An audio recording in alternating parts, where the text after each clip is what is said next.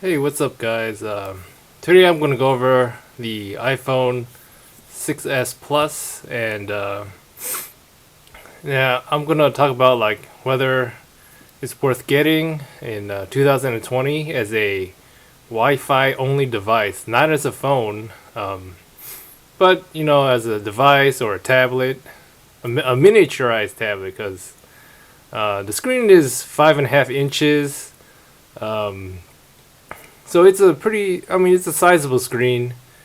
So here are a few reasons why you might want to get this as a Wi-Fi only device. For one thing, it's inexpensive. You can get this brand new on Amazon on a prepaid, from a prepaid carrier for $150, brand new, and that's with um, like a brand new battery, so 100%. Um, So that's a really good deal. Like if you wanted to get an iPad Mini, that's um, around $400, and the 7 Plus, the iPhone 7 Plus, that's like $250. So if you want something affordable and you want something with a bigger screen, as like a mini tablet or like just a Wi-Fi at home device, this is a good deal. $150, can't beat that. Secondly, like it's part of it's an Apple product. Like if you have an iPhone and you get an iMessage, this will actually pick up your iMessages. Like say you have an iPhone 11 Pro and someone sends you an iMessage, you'll actually get it on this iPhone 6s Plus. Like if you leave this in your living room, you leave this in the bathroom, you will get that iMessage. Um, and if your iPhone 11 Pro is away from you, like, and you have this with you, you will get that message.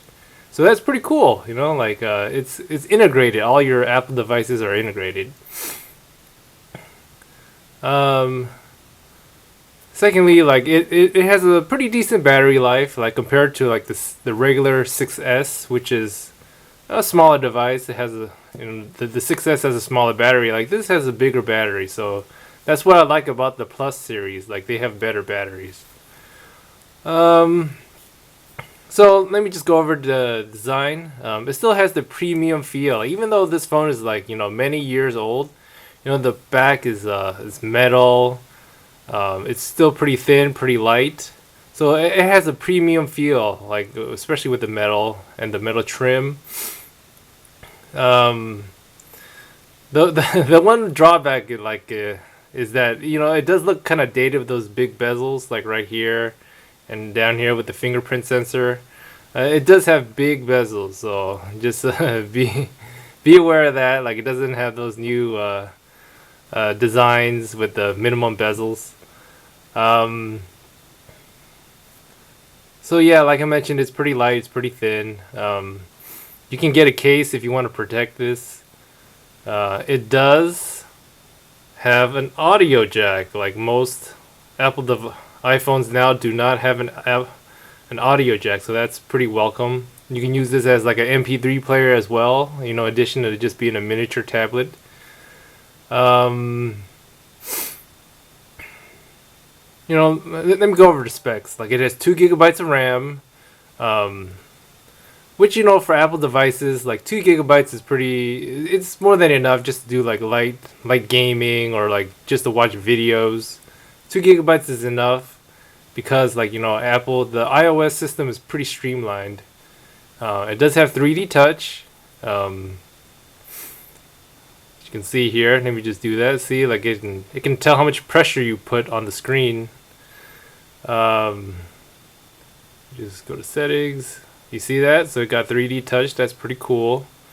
It has a fingerprint sensor, which is actually pretty useful now because the face unlock on the newer phones. Like if you have, since we're all in quarantine, if you have a face mask on, like your face unlock will not work, and that's kind of annoying. But you could always use a fingerprint sensor, and that would just work just fine, even if you have a face mask on. It has an A9 processor, still pretty good. I still feel like it's pretty smooth. I got like 4 apps open right now. Got my eBay. Let's see, got Yelp. Um, yeah, yeah. I still feel like the apps are pretty smooth. Let me just open an app just to show you to like see how long it takes to load. Yeah, like it's still pretty fast, pretty decent, pretty smooth. Of course, it won't be as fast as the newer phones, but it's still manageable. Um, it's full HD resolution, so it's 1080p resolution, which is funny because like this has a higher resolution than the new iPhone SE that just came out. That one is not 1080p. This is 1080p, so you can watch videos at full HD.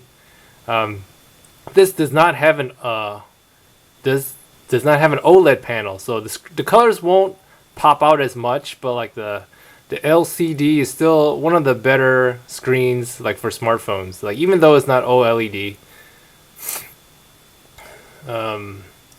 Cameras, I don't really use the cameras as much, like because like I just use it as like a tablet or an at-home device. Like but it does have a 12 megapixel sensor on the back, 5 megapixel on the front.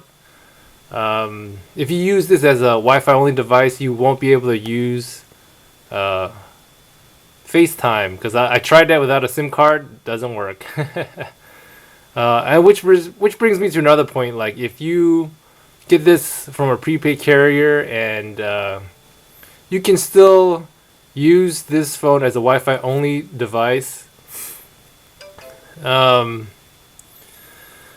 So in conclusion, this is like one of the better deals. If you want like a smallish mini tablet for 150, brand new battery, I really recommend it. You could do some light gaming. You got the iMessage, so you can like mess with some apps. So yeah, I recommend it. I would get this if you just want another device to mess with. Alright, hope you like this review. If you like this video, please hit subscribe and stay safe. Have a good day.